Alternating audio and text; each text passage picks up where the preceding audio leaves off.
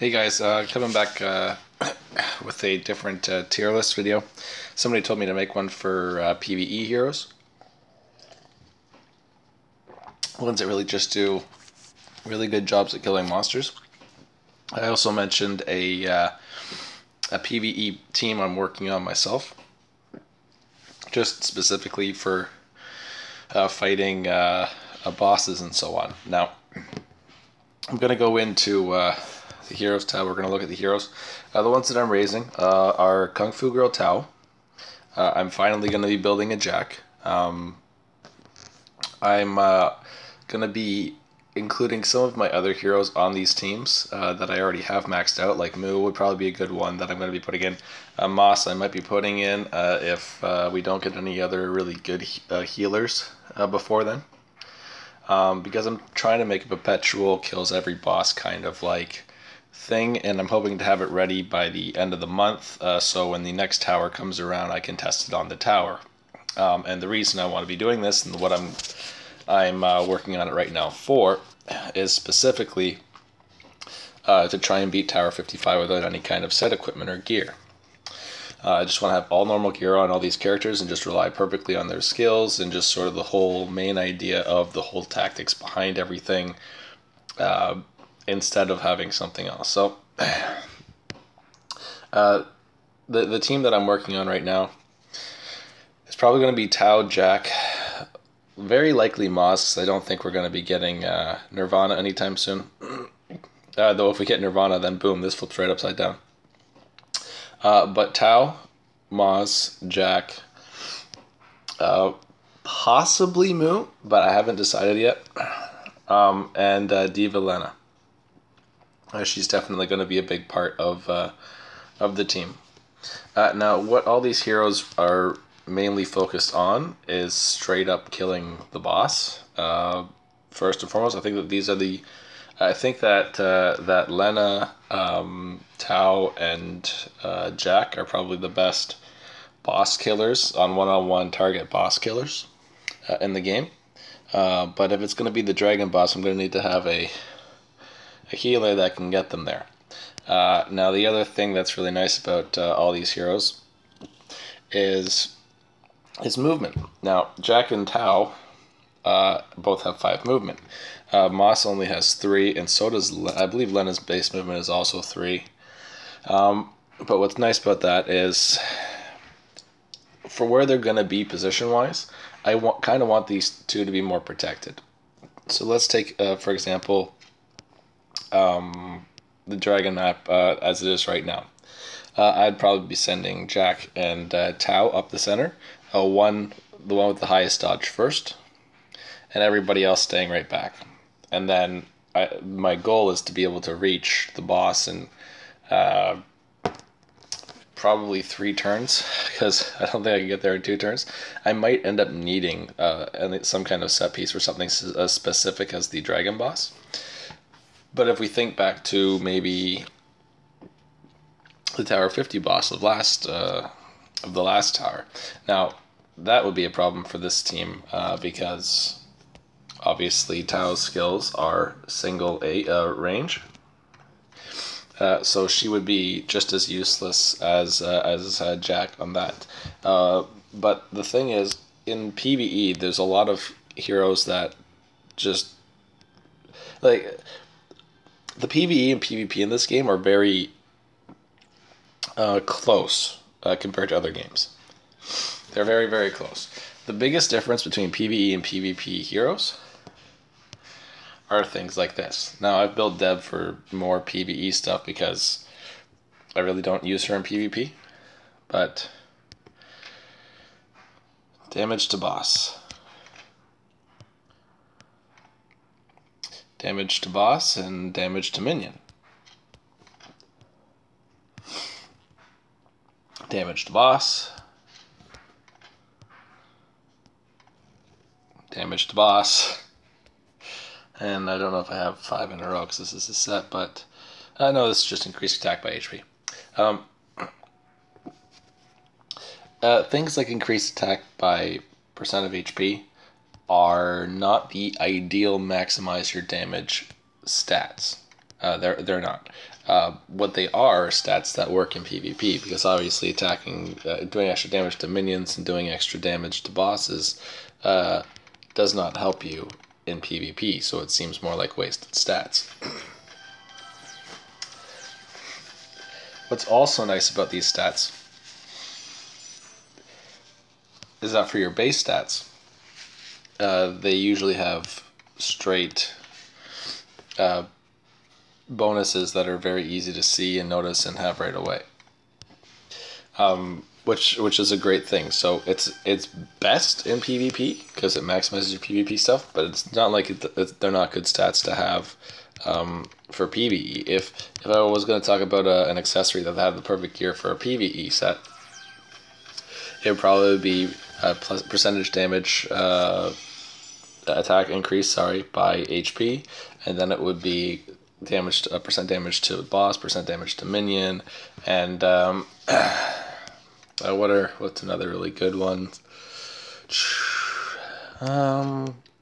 Probably something to do with MP. To be completely honest, if not crit rate. Oh, damage to Omnipotence. That would be the last one, because then it would be pure damage all the way across the board.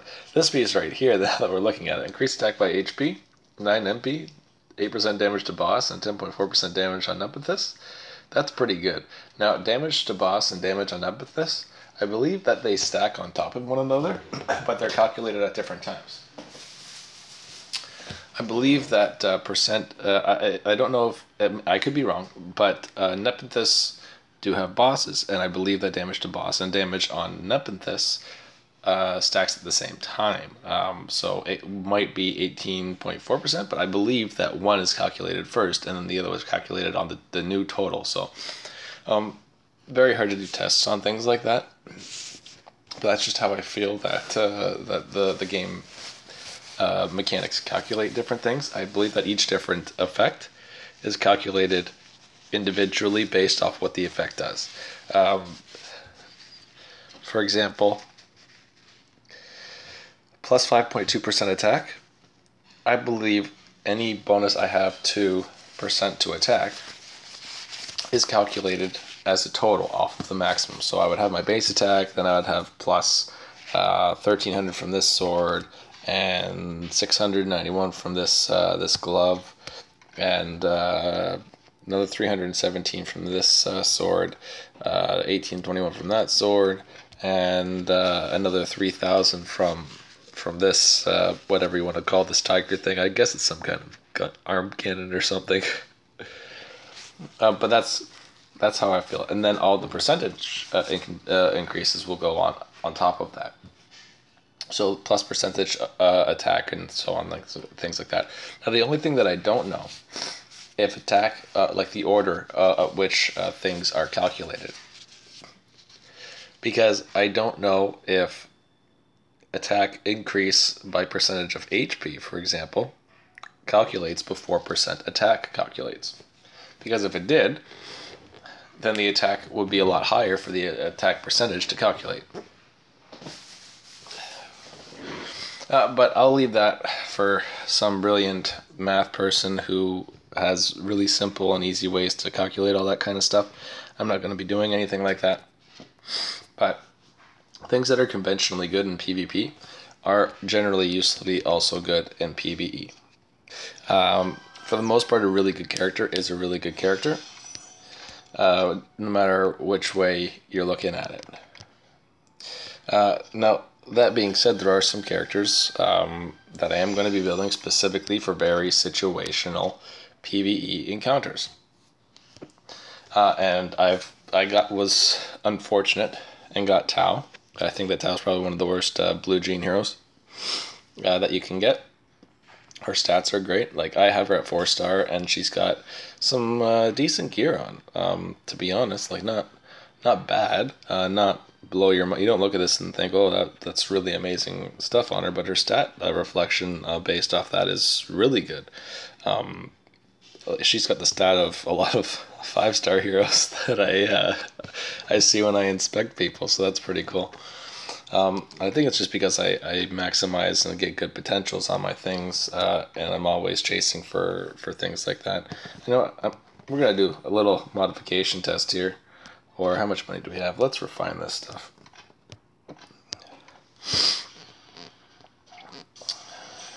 Very rarely that I have money.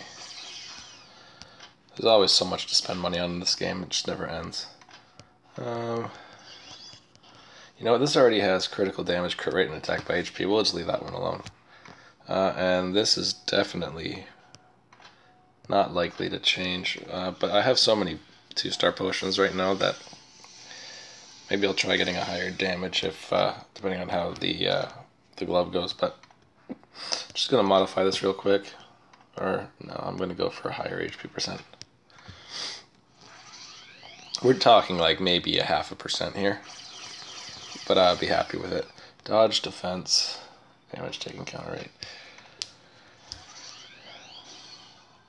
I would really like dodge and defense, and damage taken, and HP. Those are my favorite stats to find on an armor piece.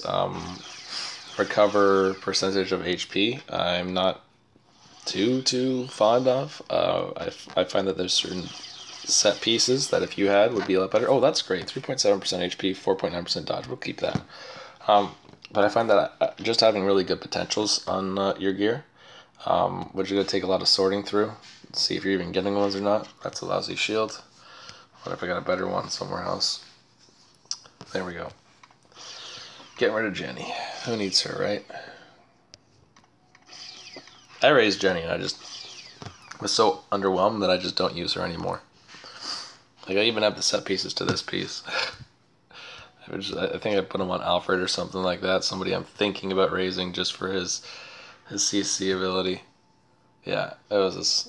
Now I have these 2 pieces, and then I should really swap that around. But I for the most part hoard pieces that I get good potentials on, and I disperse them as I go. I almost disassembled this bow and this boot, even though they're fantastic, because I don't use any attack type heroes yet. Like, I have great plans in the future, but I don't use any yet. I use all balanced and tank heroes.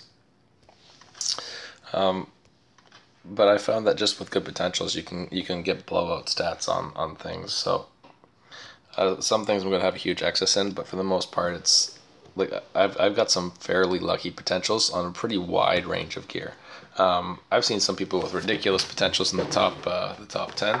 People who have potentials that are all pink, like 3 pink lines on all their gear.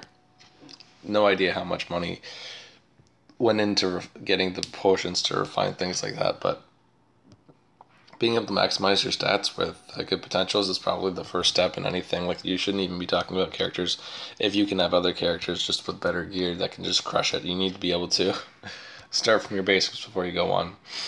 Anyway, looking back at the heroes, Tao, I want her for her weakening. It's the best weakening in the game. It also has a defense decrease debuff. So I made a video on Todd 50 for the first run around, thinking, well, you know, a lot of people have raised Jack, and he's not gonna do anything for you here. There's nothing he can bring to the party at all, really.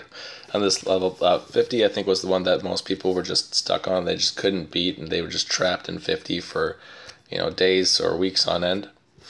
Some people just weren't even able to beat it. Who had the means, if their characters were other characters, they would have been able to do it. But I made a video with Chris saying, you know what? If you don't have enough good heroes to fill the spots, then throw Chris in there, because Chris is going to be an easy character to have a lot of her skills max from the genes that you have just gotten passively throughout your time playing, that you refine 5 of to get the skills for. So everybody generally has a Chris with a high 3rd skill, and it lasts for 3 turns, and it's a great debuff. So that was one of the things. I also combined it with Carrot to make 0, because Carrot's another very common hero, but a lot of people didn't raise Carrot either. So like what I'm personally raising Tau for is if I do run into something like that, and I want to demonstrate a video where maybe people have so few characters maxed out. A lot of people are going to have Tao's maxed out because she's going to be one of the highest stat heroes they have with the genes, the blue gene. Blue genes. From the blue gene hero picks, if you got Tao, you're probably raising her just because. I think that she is good, just not. She's just not so spectacular like something like Chenny. Chenny is so amazing. Serendi is so amazing. Kai, I've actually noticed that I think Kai's damage has gone down a little bit in the last couple weeks. I think they might have fixed something with him because I don't remember. I think for some reason I feel that my Kai is hitting a lot lower than he used to. The problem is he's still one-shotting almost everything, but I just don't feel he's doing as much damage as he did before. So in a PvE goal, what you're looking for is sustainability, because you're generally going to be outnumbered 100 to 1. Sustainability, you think heroes like Jack that have self-heals, and for the rest of your team, characters like Mu or Moz. What's nice about having Mu and Moz on the same team is that Mu has way better healing potential than Moz. But you can combine them. Moz can be what heals Mu. Mu can heal everything else. You can get crits. Like the thing with Mu's heal is crits are a lot easier to get because her third skill increases her crit rate by a huge amount. So with my move, for example, has already got a fairly low crit rate. That jumps up basically to 100% after I cast that skill once.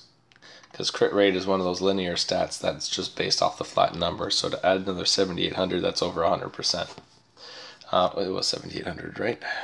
Yeah. So now I have 100% crit. Cast this once now. Next time I cast it, I'm critting and then healing by damage that I've done. So this is a very, very powerful heal that gets overlooked a lot, but that with the stun and her auto attack that steals MP for regenerating MP in the future, I think that Mu is a very good hero. I think she's got so much utility, but most of that utility is for PvP. It's going to be bosses that are susceptible to stun. Great. Now Mu is your first thing. She goes in first. She stuns. She also has debuffs on her. Kung Fu Crow. Tao goes in. Jack maybe follows up. Maybe Diva Lena before Jack. I'm thinking of combinations of heroes that can kind of wombo combo bosses and just completely obliterate them. Now, it's going to be really hard to do because there's going to be a lot of limiting things. What's nice about Mu, Tao, and Jack is they all have a good movement. The 3 movement heroes are the ones that you're going to want sitting back, which is why I've settled on, for now, Moss, and I'll definitely get Lina eventually. And I'll probably just have to use next month's Perfect Genes to max out her weakening skill. I'm not really interested in any other skill. Her passive is okay. But I don't really know who her fans are, unless it's just any single ally at all, so long as she's beside them. So if she's standing beside Moss, who's going to be staying back and healing, it works. It does good things for her. But for the most part, I want her for her weakening.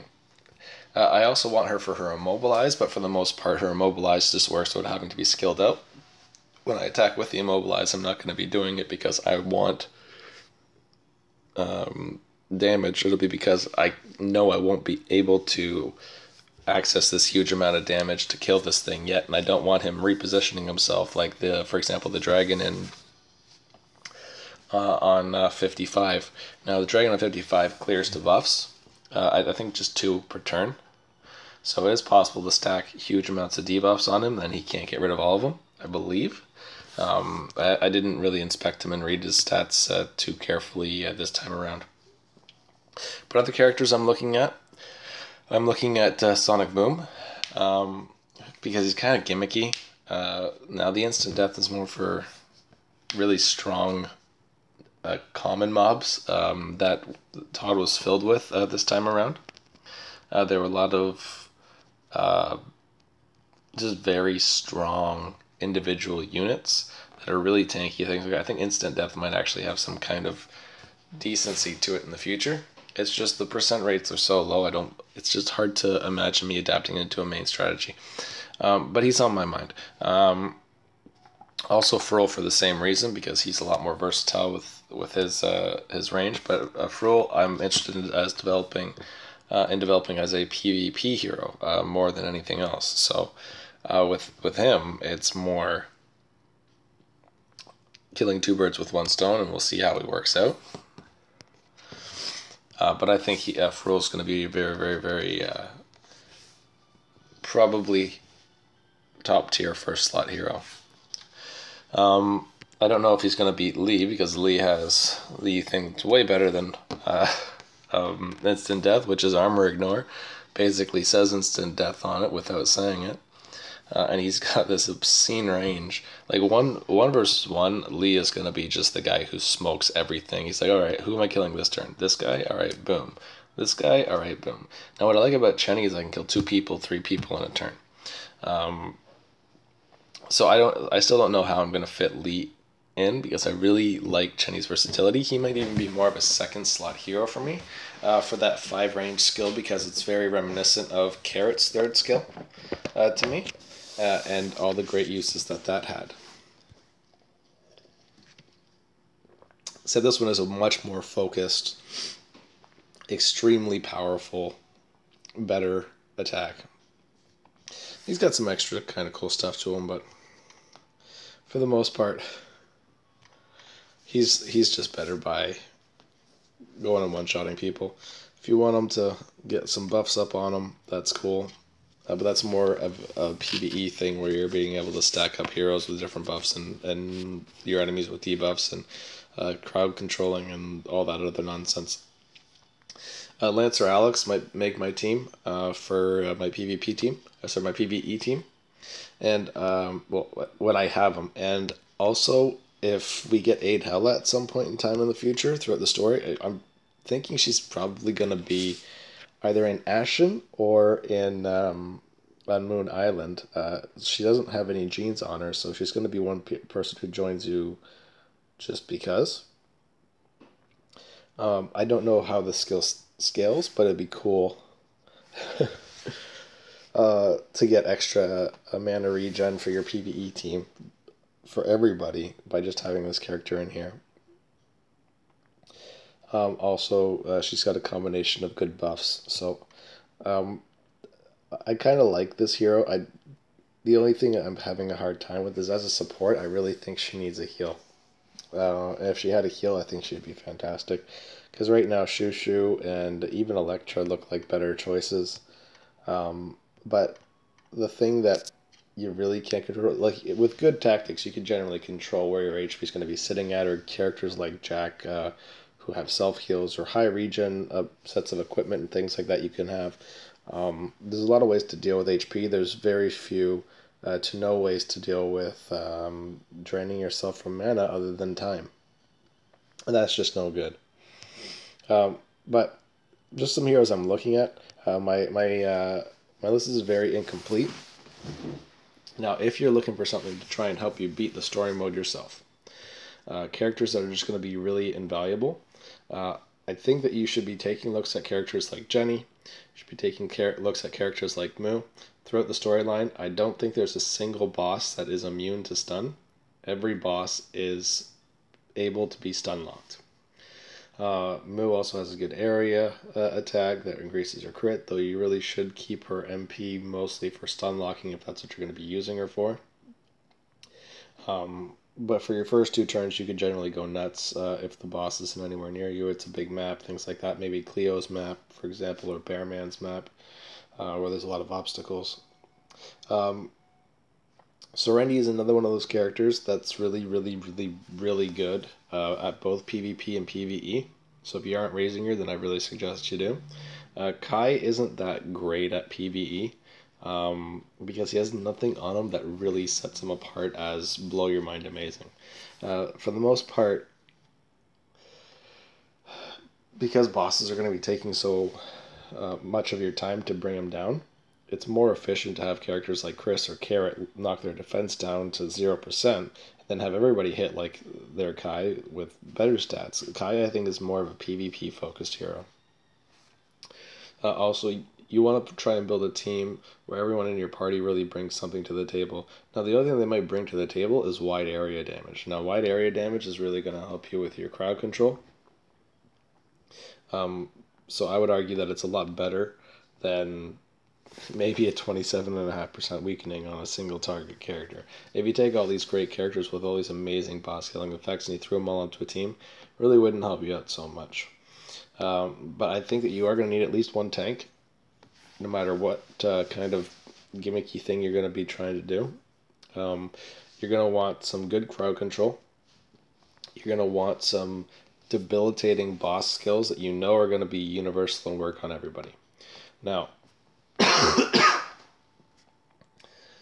on Tower 50 for the last month, when the boss didn't take any damage, the debuff stayed.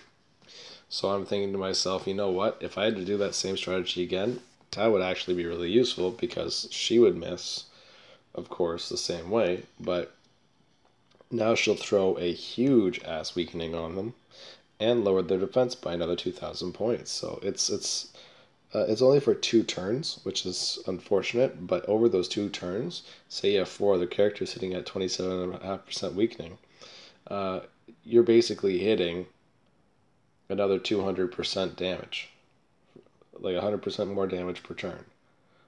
It's as if this character that you're feeling is more of a lost slot, she's not going to be able to attack, just from having this effect, is able to not only lower their defense, but the weakening now is going to make the other 4 characters do damage that equal out to having a 5th hero on that turn. Now, the bonus to that is Tao also gets this great passive that when she's right beside an enemy or whatever, she gets a really good defense buff to make her super tanky. Now, being tanky as an attack type is pretty hard to find. There's no super tank attackers. You can't have the best attack in the game and the best defense in the game. The game makers are never going to stand for something like that.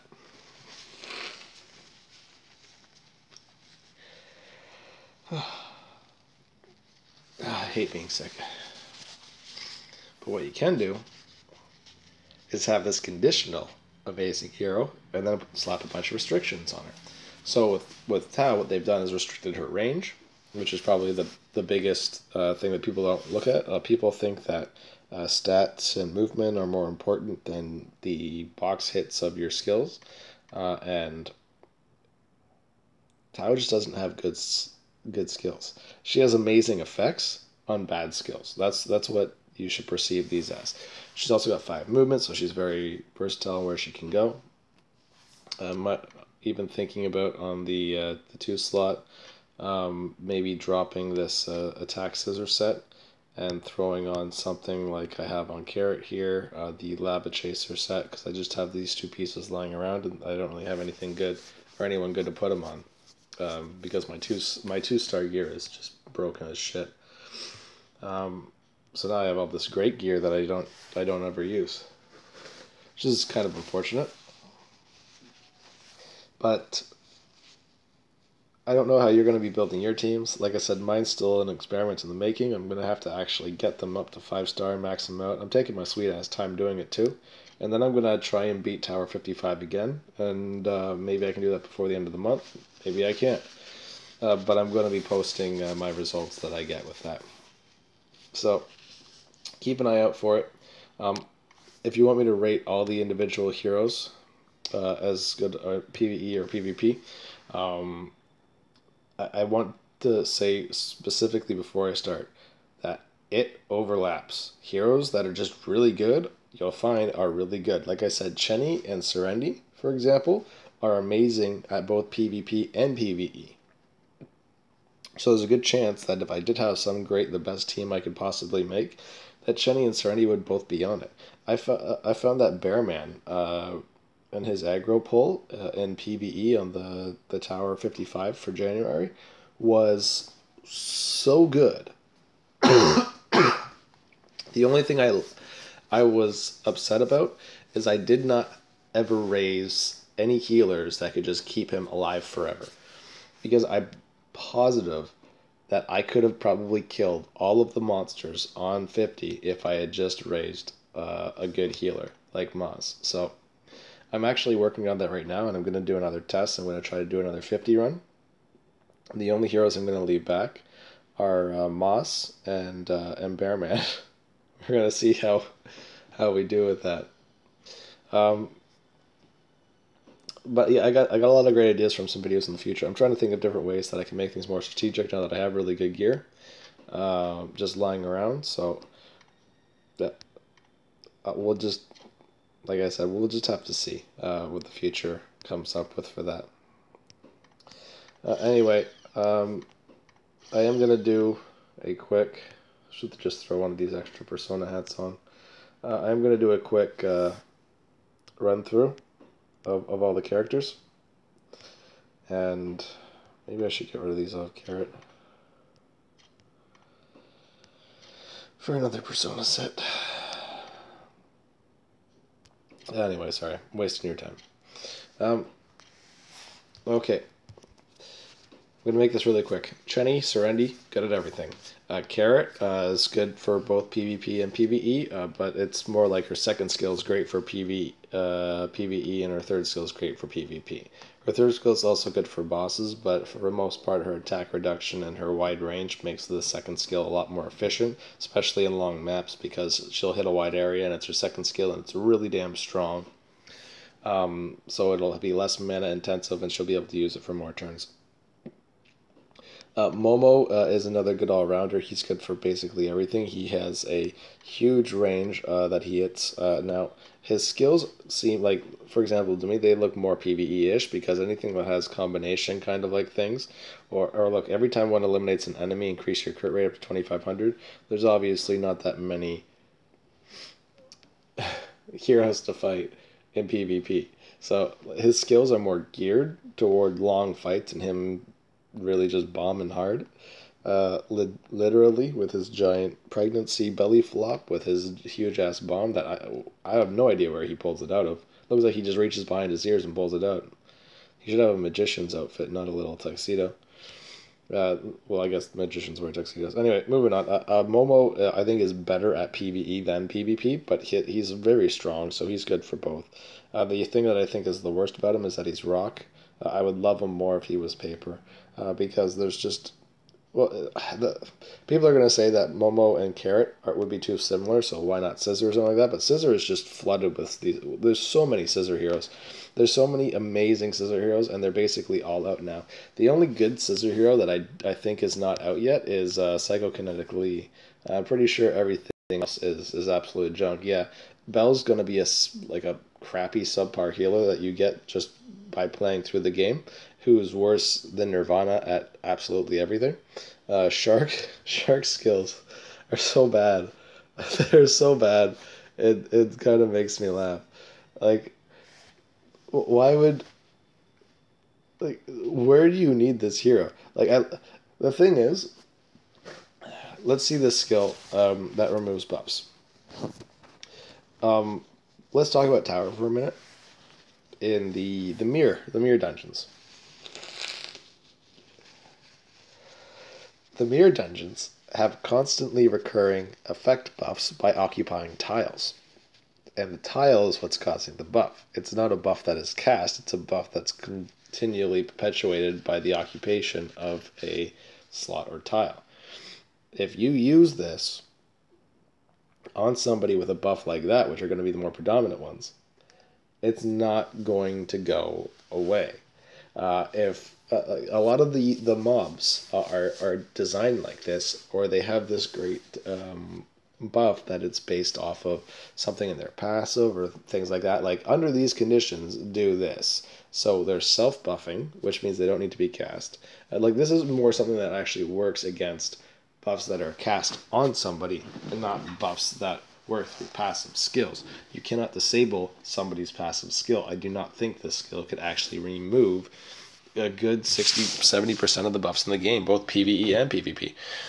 Because this skill confuses me. I guess it's why it causes confusion, because he has to hit somebody beside him and then he shoots out in an angle. I don't quite get it. I think that, like, with the target, so he hits someone to the side and then it hits that person, and then the X goes out from them. X marks the spot and they're basically the target. I'm pretty sure that's how it works, but this hitbox is so stupid. I just don't see how this is really going to be a good skill. It's like, I'll tell you one thing about Shark. He's got really good base hit rate, and he looks like a retard. His base hit rate is huge, which is weird because this is his weapon. It doesn't look like the most accurate weapon in the world. It looks like he probably would hit himself in the head with it most of the time. And his costume is just as funny as the way he looks right now. I like how he's got this bird on his head too. And he's also part of Team No Leg Day.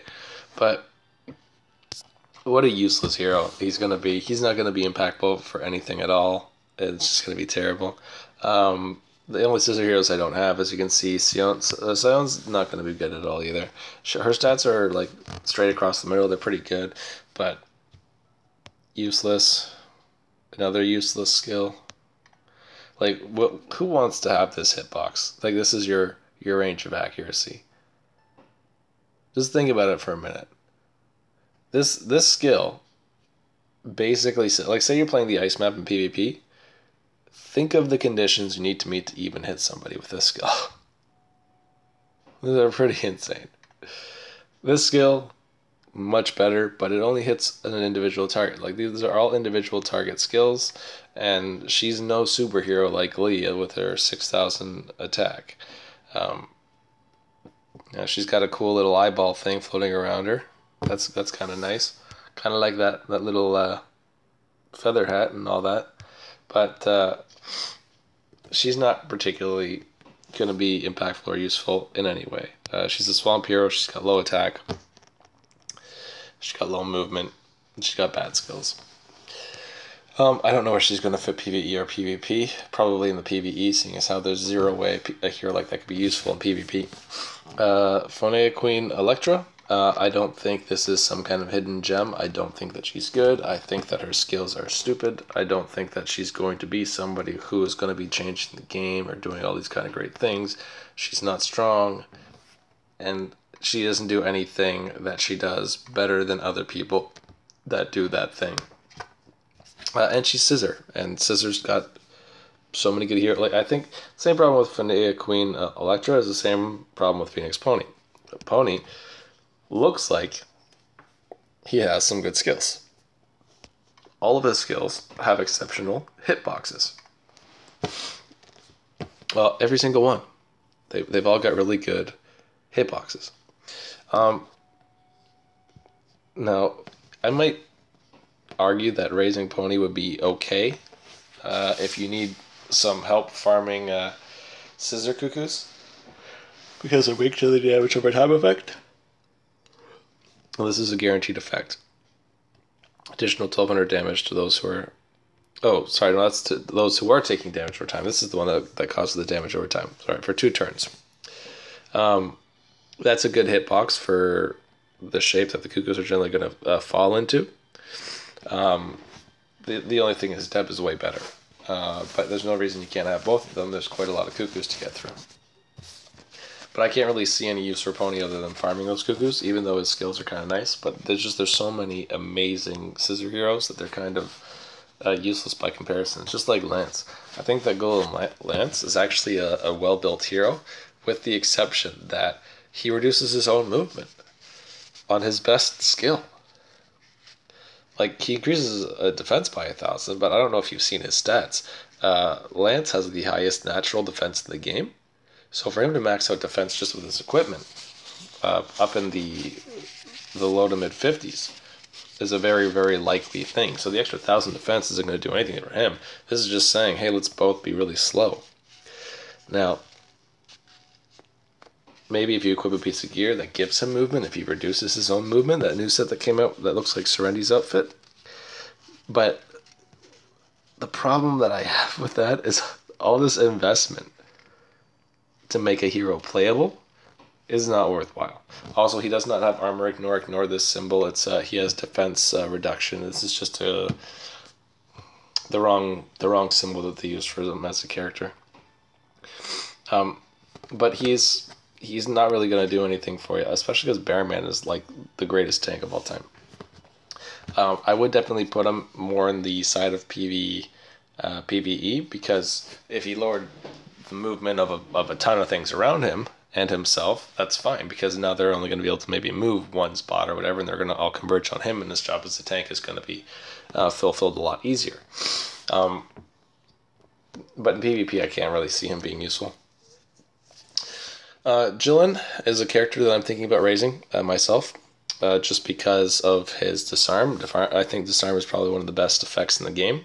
Now, why not Raboff? Why Jilin? It's because Raboff is kind of shitty. He's only got 3 movement. He's got no way to increase his movement other than with sets, and he's got aggro when his HP is high. Tanks, for the most part, are not going to keep high HP. They're going to be being attacked all the time. So his aggro turns off, and that's not useful. Going to be useful to you. He does have this great buff and all that, but like the only thing that I just don't understand is, why would you want a tank that can't move farther or as fast as anybody else on your team? Generally, the tank leads the way, soaks up the hits, and all the damage comes around it, or in the healer's sitting behind him. But Raboff has 3 movement. He's not going to be able to lead the charge into anything. Is anybody wanting to invest a Ghost Step set into a tank? Not bloody likely. There's too many better pieces to put on him. Now, I see Raboff as more of a 4th slot tank, where generally enemies will just walk up to you, and then maybe he can get some lucky disarms. But Jilin's disarms, even though Jilin is one of the lowest HP heroes in the game, has this magic hitbox. Look at his skills. They all hit amazing hitboxes. Now, I think it's better for PvE than PvP to be so wide range in your skills, but disarm being such a good effect, like, I think that you could make these monstrous Jilins with the kind of gear we have. I just don't think that anybody who's really rich has said, you know what, I'm going to do Drugmaster Jilin as one of my mains, and really made it work. The way that Spirits, for example, is looking with his Unknown, if he did something like that for Drugmaster Jilin, it would be pretty crazy. Because disarm can't be blocked in any way, shape, or form. Now, that's going to be one of the reasons why you're going to always want to have something like Serendi in your party. There could be some hero that can completely debilitate your team or a member of your team, and you're going to want to have something that can cure that, and an all cure to all debuffs, something that Serendi comes with as an extra. So it's very nice and very useful at different times. Killing Machine Henry, I think, is definitely a PvE, probably one of the best attack PvE heroes in the game, because all of his skill, well, not his first skill, but his other skills, they have, like, not the greatest hitboxes, but everything keeps increasing his attack. Also, every time he eliminates an enemy, he gains defense. Like, a lot of defense. So he's probably going to be one of the best like attack type heroes that you can have for PvE going into the future, because he's just that guy who's going to be the super tank that does a shit ton of damage, but he's going to be a slow build, and for slow builds to work, you're going to need to have a lot of minions to go and attack and kill first, and to make him go back to start, you're going to have a healer. So Henry is definitely an amazing character. He just doesn't fit in the way that the game currently works, which is more heavily based on having really overpowered gear and just being able to beat the crap out of the minions. I think that actually set gear might even be one of the reasons why this game is kind of unbalanced and a little bit broken, because some of the set pieces are so deliberately overpowered to drive people into purchasing that the attack and defense is very, very unbalanced. I think I was talking about Spirit's Unknown a while back. Like, if he had a God of Massacre on his Unknown would probably have like 80,000 attack in battle. Right now he's got 50-something attack. So the extra 7,000, then plus all of his compound bonuses on top of that, and then like I figured it'd be at least like 80,000. Doesn't seem like much adding another 7-some thousand attack, but that's to his total base amount that gets calculated off of all the percentages that he's going to have. And he does have Beast and Dasso suit, so 120% more rate already off that amount. So it's not 7,000, it's 7,000 times 120%. Sorry, 120% more than 7,000 just based off those two pieces. Then there's all the attack percentage increases on his weapons and his potentials and his accessories. So, like, there's so much potential to be able to go and just one-shot everything in this game that's where things are kind of sitting at right now. And the really overpowered PvP gear, like, worked for me. Like, if you watched my 50 video, that was purely PvP geared heroes. Nobody PvE anything, with the exception of Aaron Sun's Diva Lena. I don't have Diva Lena, so Aaron Sun's Merc was the one that I used. Now they are going to be patching that. It's going to be going away someday, so I'm hoping to have my own for next month. If not, I might be relying more on Kung Fu Girl Tao for 55. It's just she's a super close range character, which kind of really sucks in Tower 55. And the reason that is because the dragon can just fly around and move somewhere else. So I'm also going to need some kind of immobilizer, and I don't want to waste a slot on Nox. Also because the boss can heal himself and whatever. Like, there's a lot of reasons I don't want it, but you have to understand that I do not have a very well-oiled, refined system for how I'm going to do all this yet. It's going to be a lot of trial and error figuring it out over the next month. I don't want to do a one-by-one every single hero, unless I can just say it and people would believe it and I didn't have to give a long explanation. But generally, characters that have really high area coverages for their attacks, like Jenny, they're going to be top tier for PvE. Characters that have amazing utility are going to be top tier for killing bosses. And characters that just have amazing utility, like huge, great area charms, like Serendi and Cleo, they're always going to be top tier at PvE. Also tanks, Jack's probably going to be the best PvE tank of all time because of his sustain. But there's yet to be anything in the game that is not beatable without Jack, so I'm raising him because it's going to be efficient, but I haven't really found any time where I've thought to myself, man, if only I had Jack, then this would be so much easier. But I am going to be raising one just because, just in case. He definitely does have really, really high percentages on his skills. They are pretty broken, so going to be going with that. I don't know which characters for my main party I'm going to be mixing with my super PvE team. I'm thinking of my PvE heroes that I'm raising as additions to my main party that are going to offer some kind of great debilitating effect or some huge advantageous way to deal with the boss better than the way that I can deal with it right now. Or, for example, if it's a boss with 2 million health, maybe I'll drop Carrot for Jack because he hits based off percentage of HP. So, like, things like that. I think that maybe a really decked out Jack could get all the way to the boss and just never die and kill the boss by himself on Tower 55. I'm working on a way to do that right now.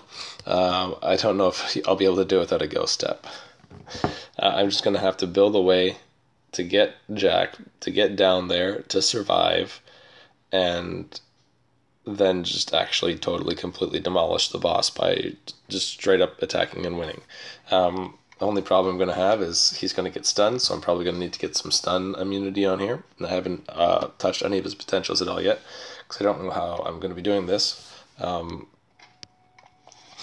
But well, like I said, we'll see when we get there. I don't want to say that there's this golden combination of ways to build your heroes, or the best heroes in the game, or things like that. Everybody has some great utility. I think the characters in this game, for the most part, are very well balanced. It's just the ones that are not balanced well are the ones that have, for the most part, overwhelming PvP presence. And those PvP presence heroes, like Serenity, for example, generally might not be good at everything. It's just what they're good at is so much better than everything else. Like, you have a much better charm on Alfred if you want to just consider the skill. Wouldn't it be better to fire Serenity's skill like this and get such a wider area? But if Alfred's skill had a 75% chance charm, you can guarantee that he would be on every team no matter what it was, and he would be just throwing this around all day. I think that's basically where I'm going to want to end things here. Don't forget that your PvP heroes are not PvP heroes. They're just heroes that you've built because they're optimal for PvP. For the PvE heroes, try to look at and research the skills and try to find some optimized way. Like, I don't want to preach, oh, this is the best hero for PvE, or this is the best hero for PvE. Because let's say Jack is considered the best hero for PvE. I definitely think that I could probably find at least half the people in chat that would agree that Jack is the best PvE hero in the game because of his overpowered drainage thing. He's basically an invincible hero. If you're not so overwhelmed by the power of the thing that you're fighting that your Jack just can't handle it. But let's say that Jack is the ultimate PvE hero. Say he's surrounded by 100 guys in the tower, the Queen's bedchamber room. Now Jack, for some reason, is such a shitty hero that he's just going to get his ass killed. Now, being the best at killing a single target that has a very high maximum HP is a very unique and beneficial ability for Jack that's going to always be universal with bosses. So that's a great thing for what he's at. But I do not believe that Jack is going to be the absolute best boss killer by himself. I think that like my first thought with Jack, compared to Tao, for example.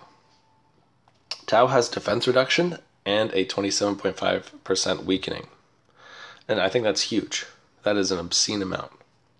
Now, what's great is if Jack goes and attacks after Tao. Because now there's this huge debilitating weakness on the boss, and now Jack's going to basically just destroy whatever it is. He's already doing 20%. I think at maximum his third skill does a 20%, 19 something percent drain equal damage to 20% of the boss's maximum health. Just under 19 something. But imagine all that plus his damage, and then add the 27.5% weakening and take away 2,000 defense from the boss. Things start to be pretty magical for Jack. Now that this is on, now throw Lena's weakening on top of that for extra, because the different weakening effects will stack on top of each other. So let's say it's like 20 weakening and 30 weakening, it'd be 50 weakening. Now, there's nobody with 27.5 is the highest weakening in the game. They're not going to get a 30 weakening character yet, but maybe in the future. Jack is a character that would be maximized by things like that. He's not a character that's going to be all powerful. He's going to be a character that gets maximized by things like that. If there's bosses that for some reason you just can't do enough damage with Jack to heal yourself up, and the boss is still able to whittle you away, kills your Jack, wipes your whole team, and you're just not quite strong enough yet. Imagine that now with having multiple debuffs that you can throw on the boss to basically clear a path for your Jack. And now your Jack is doing, 40% more damage than he was before. Like, just people thinking about their Jack and now their Jack doing 40% more damage as before is going to do crazy things for some people in their pants, because they all have very weird sexual preferences. Sustainability, extra heals. are perfectly fine.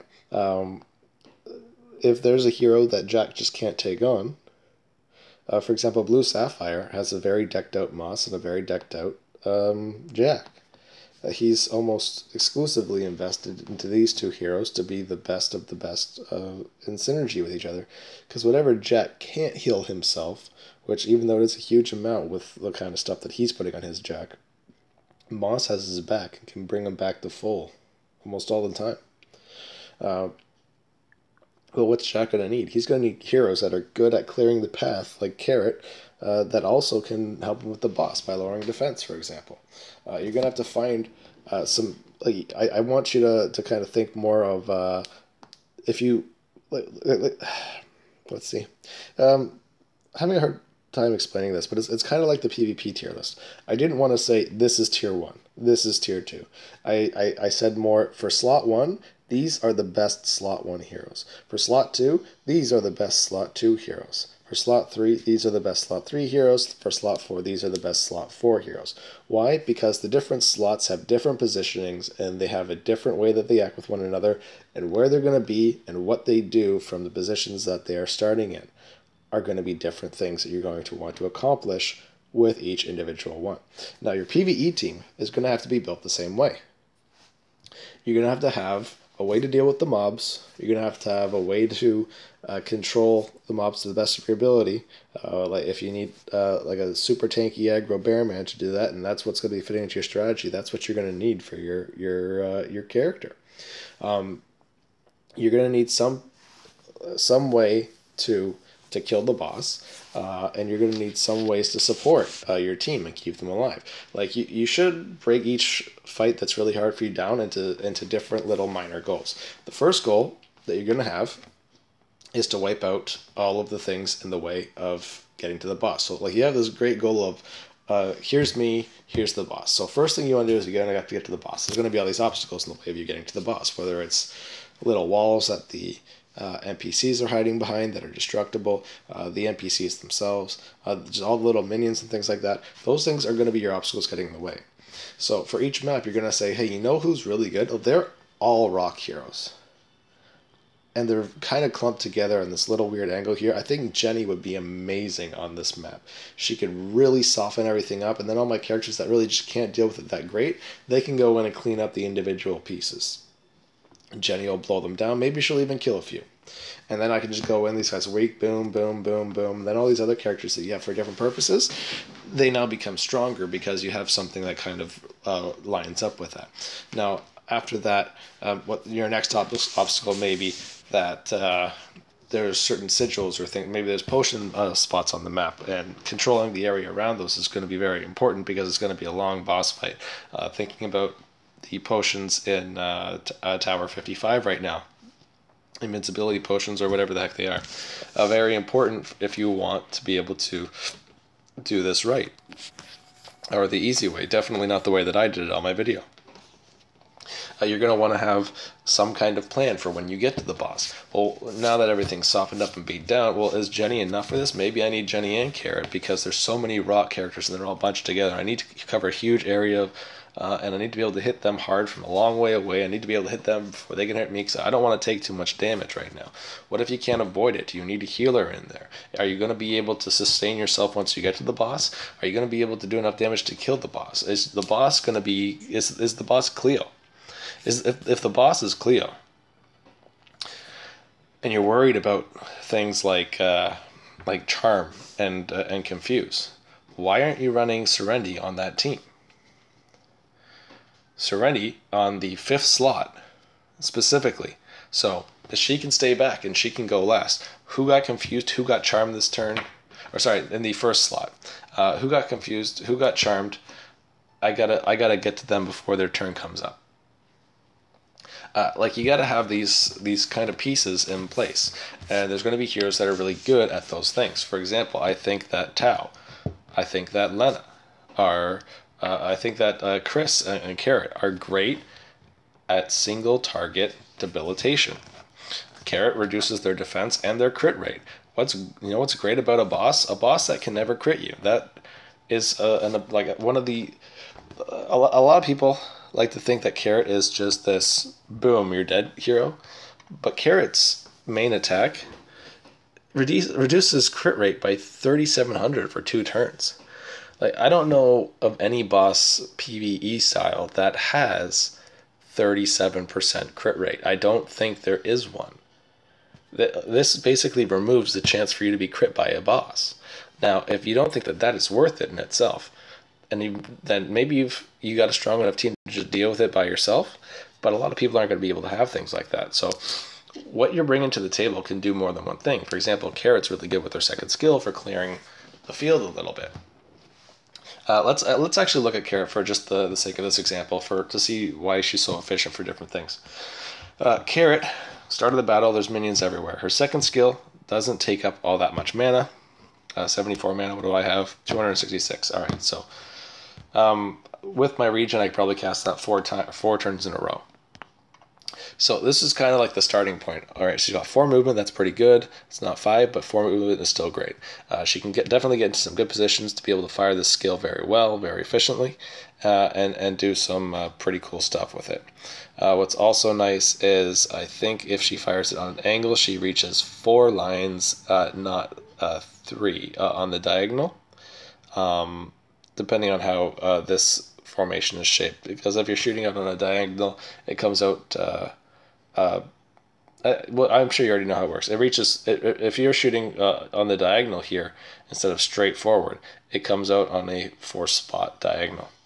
I believe it's 4-spot diagonal. Maybe I'm just going crazy with hay fever here.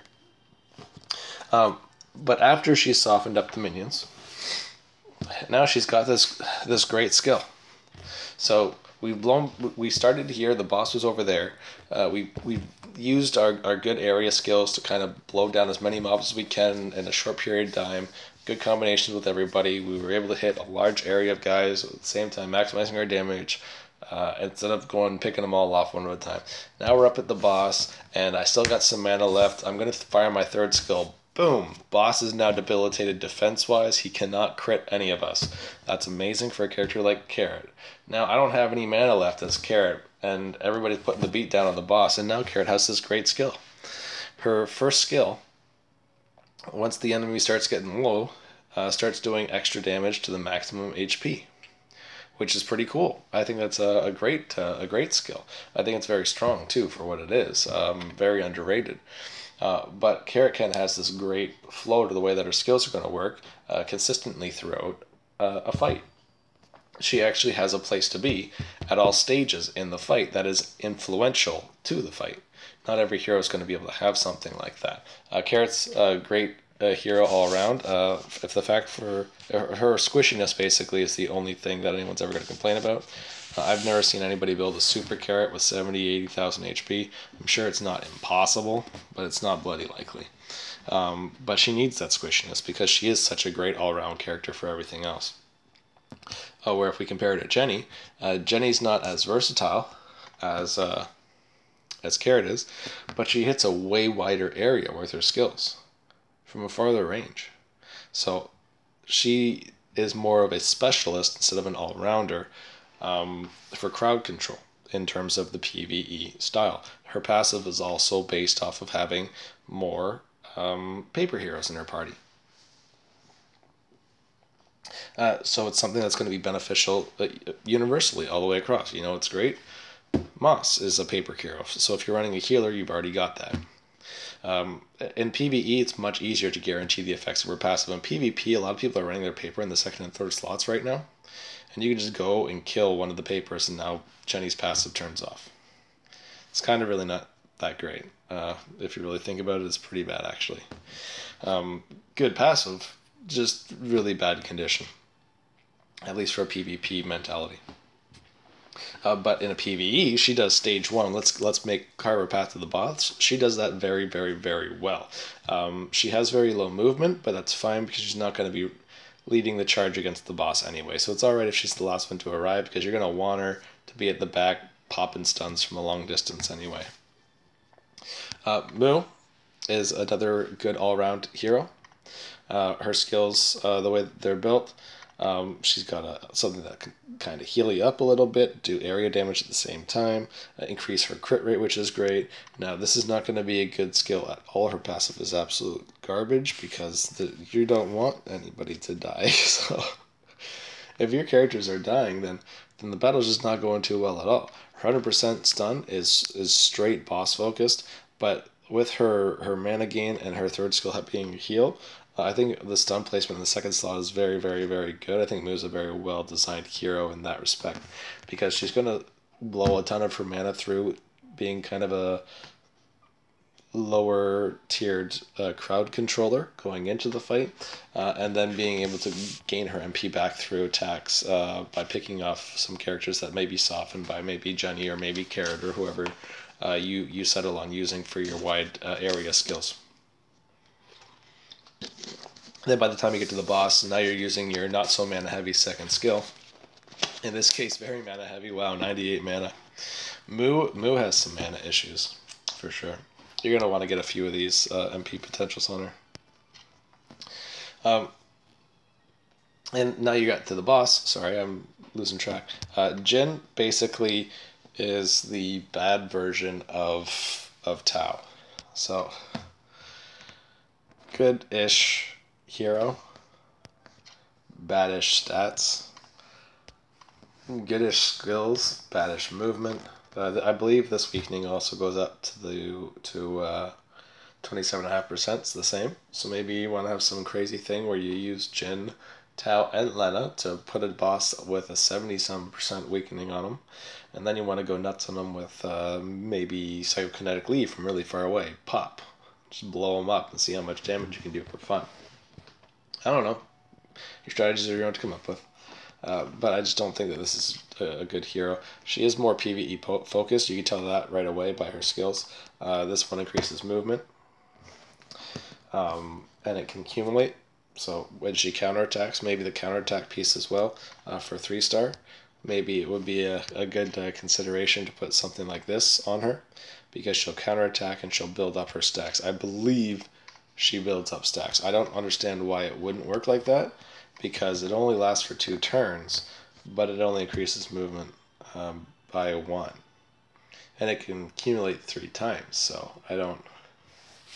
well, you know what? Maybe I'm reading this wrong. So you use it on the first turn, then you use it on the second turn, and on the second turn you have 2, and then you go and you queue it up again by using it again on the third turn. So the next turn, 1 turns off, and this one turns back on again. Maybe that's how it works. Whatever. It's not. You can see why this is just definitely not a good skill in terms of PvP power. Most characters that have huge weakenings are not designed with PvP in mind, because there's enough heroes that don't need weakening to kill you in one shot. There's tons of heroes out there that just boom, you're dead, and that's just what they do. At least going hero to hero, weakening skills are, for the most part, used to try and kill bosses that have huge amounts of HP and do obscene amounts of damage in crazy huge areas. Broken shit. But everything on her seems to me to be something that's designed in more of a PvE-like feel. Like even this passive, every time a cooperative attack is launched, this is by definition the look of a PvE hero. It's the only thing that can really deal with her 4 movement is her own skill, unless you're going to put a ghost step on her. But if you're going to put a ghost step on Jin, just wait till you get Kung Fu Girl Tao, because she's literally better at absolutely everything than her. Soraka is actually just a bad hero. He's okay to start in the beginning. He's got decent attack. Carrot is stronger than Soraka. Soraka's skills, first slot 30% stun, 41% stun. He lowers defense if their HP is already low. Now that's going to be bad compared to characters like Chris or Ian, who could just straight up lower it. Instant death effects don't work on bosses, and no common mob is worth the instant death effect.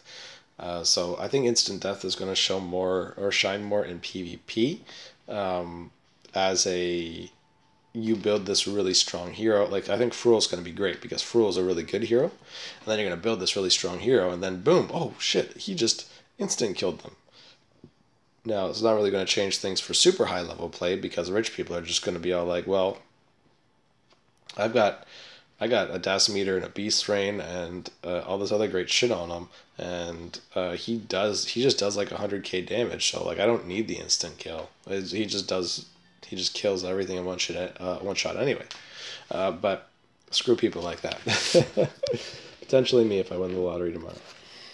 But instant death is kind of a generally useless thing. I don't really like Soraka.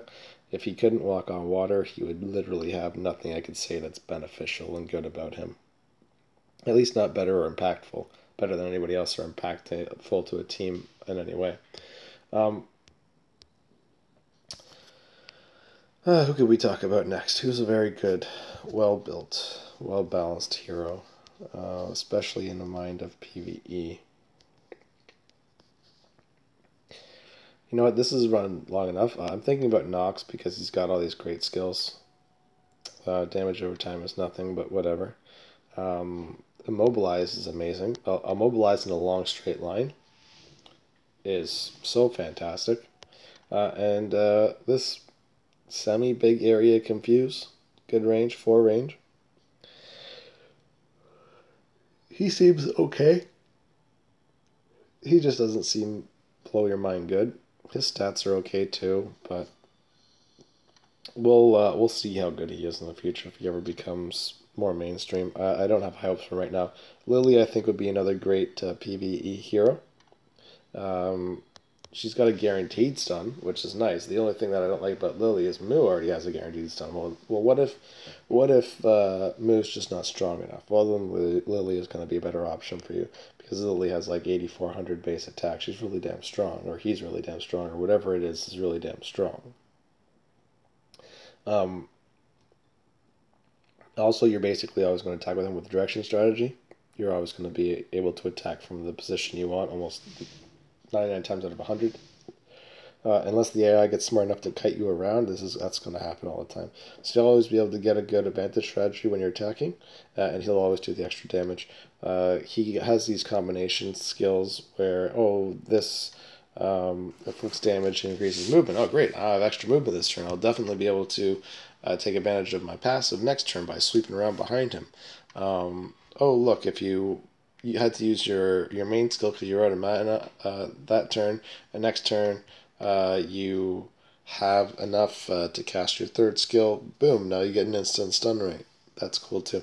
But combination-like things are more beneficial where you could actually combine and do those things. They're not practical in PvP, they're more PvE. Dolores' life, of course. He's really only good for his passive skill that gets money.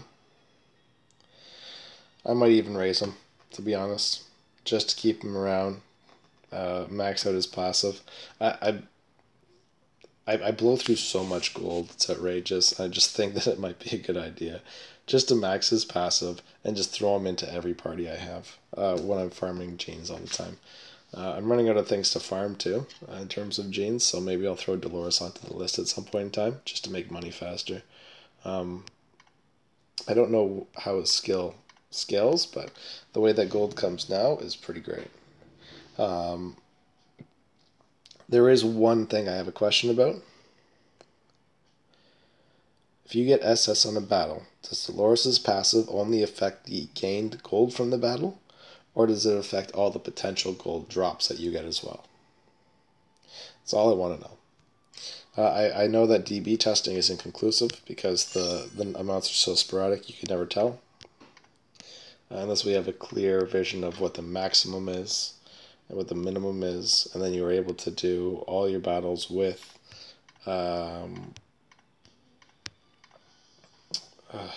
Dolores all the way through, you'd never be able to put an accurate guess to things like that. That being said, Dolores is definitely purely a PvE hero. Now, that's hard to say because Dolores has MP burn. Now, burning MP is not really that great in PvE. Just as money gain is good. He can remove buff effects. Again, removing buff effects is not a good thing. What's really good is, damn, this is like Super Kai, right? If only this skill did infinity more damage and it ignored 4,000 armor, then everybody would be using Dolores like it was nobody's business.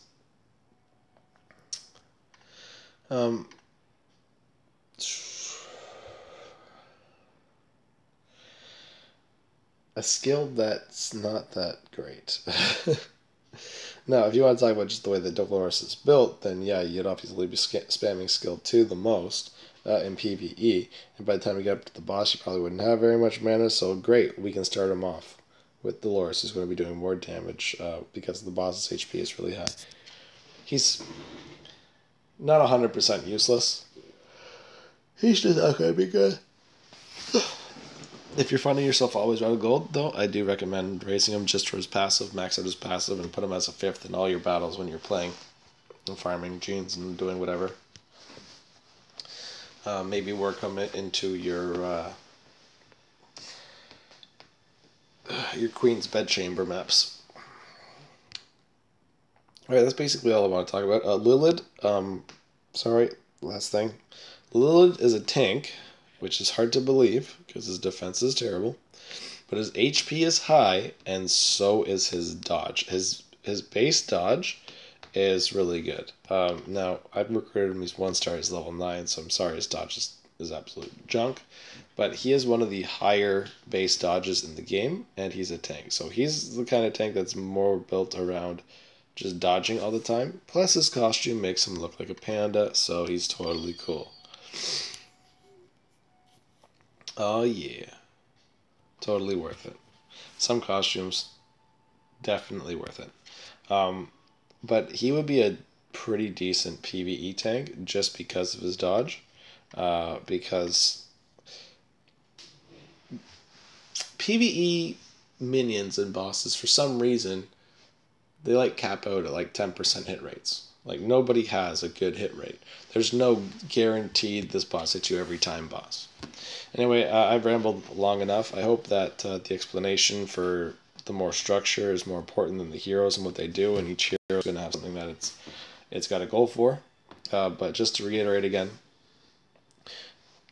if you had a list that gave you all of the top best heroes at whatever it is that they did, if I classified everything into this character, for characters that do weakening, this is the best. For characters that do defense decreases, this is the best. For characters that hit really hard, like a freight train, this is the best. For characters that do the best area damage, then this is the best. If I just made a list like that, then people would be putting together really shitty teams. They would be almost good because all these characters are so good at what they're doing. If I sorted through them, did a really in-depth analysis and really weeded out which ones are the absolute best. But characters like Jenny would definitely be best for absolute area attack because she has one of the highest area damages. Maybe second would be Kitty. The only thing that I'd say is better about Jenny than Kitty is that Kitty has to be in the middle of all those enemies, and she's really squishy. She's got high defense, but she's got no health. So there's a lot of different ways that you have to look at it, and it's mostly in the application of the hero and their skills work and how they're going to work and where they're going to be at what stages in the board. Like, think of every character as a chess piece and every map as a chess board. And you're going to have an opening, a mid-game plan, and a checkmate at some point in time. And your characters should have that same kind of idea that's going to be wrapping around with their skills, their movement, because positioning is obviously very important depending on on whatever you're trying to do. The positioning is always going to be the most important thing. Different debuffs, different buffs if you're going to be having a buff heavy team. Heals are going to be more important as time goes on. There's a lot of things to think about, and I just want to talk more about structure and how things are, and maybe like I did with Carrot, kind of teach people an example of take the level, think of how the level is set up. You're here, boss is there, guys are here, obstacles are there, sigils maybe are lying around, there's potion spots, things like that. Think of your goal, your objectives, and your execution and how the skills or movement of a character are going to fit into that train of thought. How is this team going to accomplish this thing? And if you can't figure a way to do it, then maybe you should adjust your team. All right, this video is run long enough. I hope it was helpful, and good luck.